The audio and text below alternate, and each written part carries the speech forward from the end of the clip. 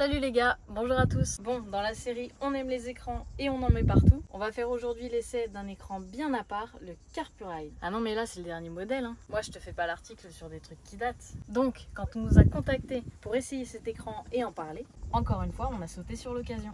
Non mais t'inquiète pas, hein, c'est le dernier écran, on n'a plus de place de toute façon. Et celui-là, bon comme les autres tu vas me dire, bah, on en a vraiment besoin, mais on sait pas où le mettre. Tu nous connais, on va trouver. Donc l'idée, c'est de retrouver exactement sur l'écran notre iPhone ou n'importe quel smartphone. Comme ça, on peut regarder YouTube quand on roule. Mais oui, sur les pistes, quand il n'y a personne. Non mais t'es dingue ou quoi? Sur les pistes, nous on regarde le paysage, c'est pour ça qu'on y est. Là, l'écran, pour nous en tout cas, c'est surtout d'y mettre le GPS. Enfin, un GPS. Parce que maintenant, la baroude, ça nous connaît. Et nous, on en a croisé des voyageurs, des vrais. Bah, je peux te dire que des écrans, ils en ont partout. Parce qu'en plus des cartes papier et de la boussole, ah oui, nous aussi on voyage à la route. Ils ont différents GPS de différentes marques, connectés sur différents satellites et donc fonctionnant sur plusieurs réseaux. Non mais tu m'as compris ou je t'explique encore? Et oui, parce que des fois, dans un endroit retiré, si un des GPS ne marche pas, eh bien on tente de trouver l'autre. S'il y en a deux qui marchent pas, eh bien tu trouves le troisième, que tu as branché sur ton écran Carpuride. Bon alors on l'ouvre cette boîte? Bon allez Steph, je te laisse le faire, je sais que t'aimes bien déballer les cadeaux. Bon, et pas mal Sophie en intro, hein. Avec moi ça va être moins rigolo. Hein. Mais par contre je vais vous montrer du matos moi, parce qu'elle en parle beaucoup mais on voit rien. Hein. Donc, alors cet écran, bon bah, déjà une belle boîte, bien présentée, comme toujours. Bah chouette, il n'est pas très lourd, donc ça c'est plutôt sympa. Ah, toujours cette petite pellicule, moi j'adore ça. Voilà. Donc l'idée c'est que ça fonctionne comme une tablette, Sophie vous l'a dit, à partir du téléphone, en fait c'est une extension d'écran. Qu'est-ce qu'il y a dedans? Donc déjà CarPlay Manual, donc ce qui va nous permettre de brancher tout ce qui est Apple CarPlay et aussi donc Android Auto donc sur la tablette. L'écran, je ne sais pas trop comment appeler. Et bien comme d'habitude, un système de ventouse. Bon alors ce qu'il y a c'est que nous on commence à avoir du monde sur le pare-brise. Heureusement qu'il est gros le pare-brise du Sprinter. Et bah là encore, la ventouse, ça sent la qualité. Super. Ça, le branchement donc de la tablette de l'écran sur l'allume-cigare. Alors là aussi le problème c'est qu'on n'a qu'une prise d'allume-cigare. Existe-t-il des doublettes? On verra.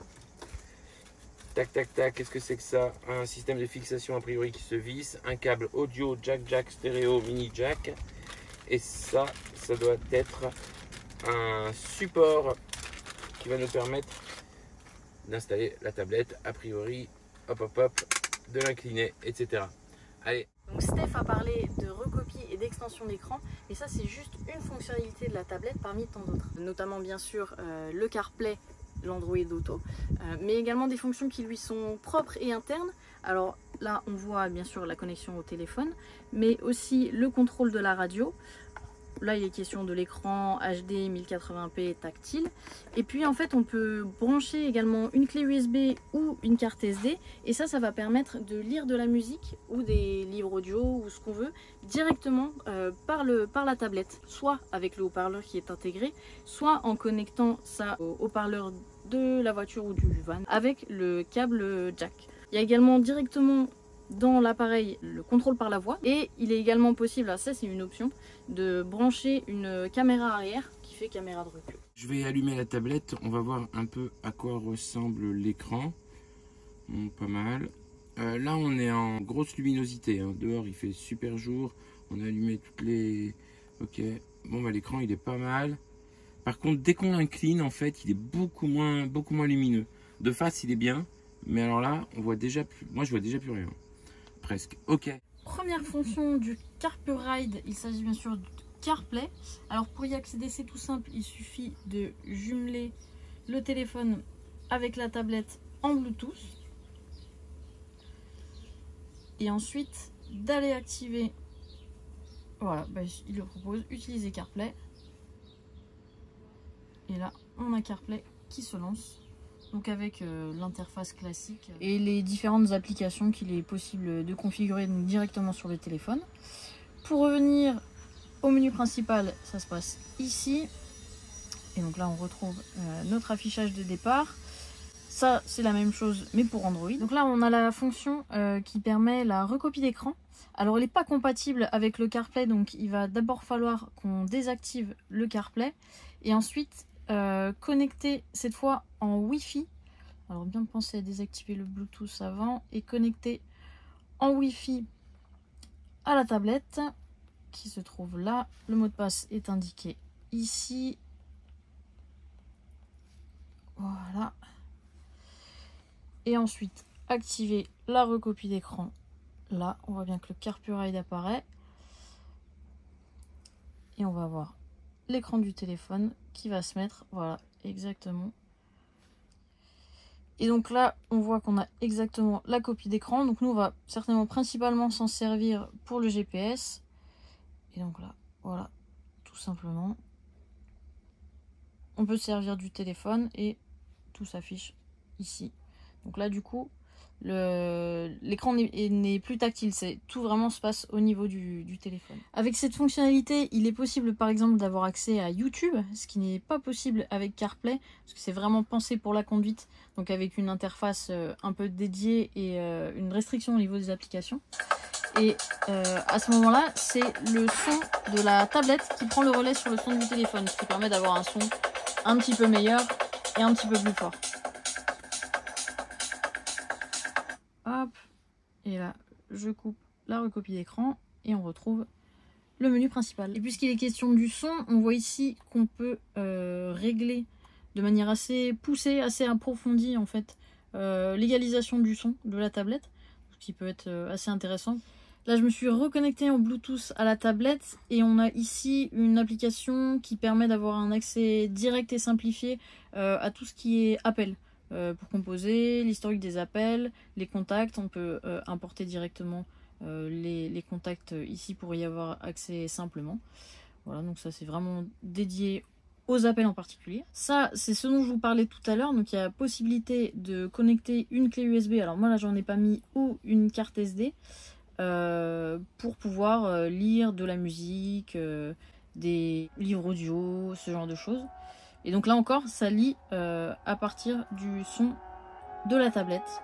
Ou alors, si elle est connectée sur le système de la voiture ou du van, avec le système de la voiture ou du van. Ici, on a le contrôle de la radio qu'on peut synchroniser avec la radio du véhicule. Et puis enfin, on a les différents paramètres qu'on peut régler. Donc la langue, alors c'est vrai qu'on aurait pu mettre en français. Hop. Le haut-parleur de l'appareil, on peut l'activer ou le désactiver. Là, en fonction du côté où on conduit, conduite à droite, conduite à gauche. Si on souhaite réinitialiser la tablette, ça se passe ici. Là, on a toutes les informations sur la version du système. Alors là, c'est quand on connecte le téléphone à la tablette par un fil. C'est possible également de le faire par USB. Là, nous, on a tout fait par Bluetooth ou par Wi-Fi, mais on peut le faire aussi de manière filaire. Et à ce moment-là, il faut choisir quand on connecte avec un fil si on veut plutôt le CarPlay ou si on veut la recopie d'écran. Là, c'est toutes les informations sur le Wi-Fi, si c'est activé, le nom du Wi-Fi, le mot de passe, la chaîne Wi-Fi, voilà, toutes les informations. Et ici, c'est ce qui concerne la caméra de recul. Bon, nous, en l'occurrence, on n'en a pas. Mais voilà. Là, le bouton classique pour revenir au menu principal. Là, il y a les réglages de son. Ça, c'est le réglage général. Et puis, on peut aussi gérer. Donc ça, c'est la navigation.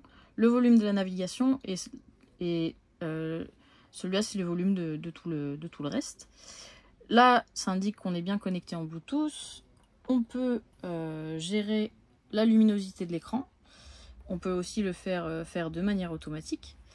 Et puis là, c'est un petit gadget qui permet de changer en fait le fond d'écran. Il y en a 3 ou 4, je crois. Voilà, on peut choisir. Et puis là, il y a quelques petites informations. Le mail de contact. Et voilà. Je crois qu'on a fait le tour à peu près de la tablette. Il faut savoir qu'elle existe en 2 tailles, je crois, 7 et 9 pouces. Celle-ci, c'est la grande, la 9 pouces. C'est donc la dernière. L'ancien modèle était plus long, plus allongé. Voilà, là, elle est vraiment format 16/9, je pense.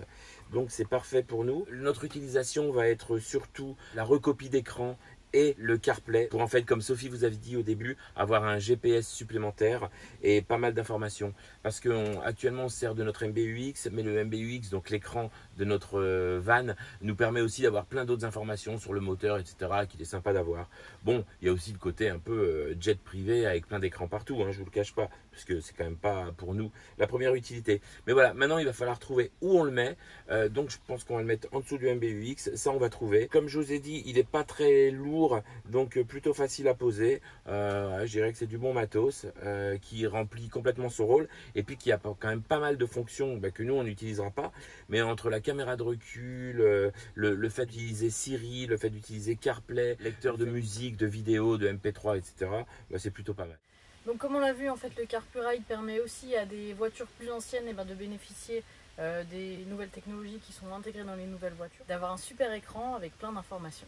Pour le reste, on espère que cette vidéo vous a plu. Tout ce qui permet d'améliorer la vie dans le van et la conduite, on essaie de vous en parler. Et dans une prochaine vidéo, on parlera moteur et performance. Ah oui, c'est l'été, un peu moins d'aventure en ce moment. On update le van et on repart en Afrique. A bientôt, abonnez-vous, likez et on se retrouve rapidement.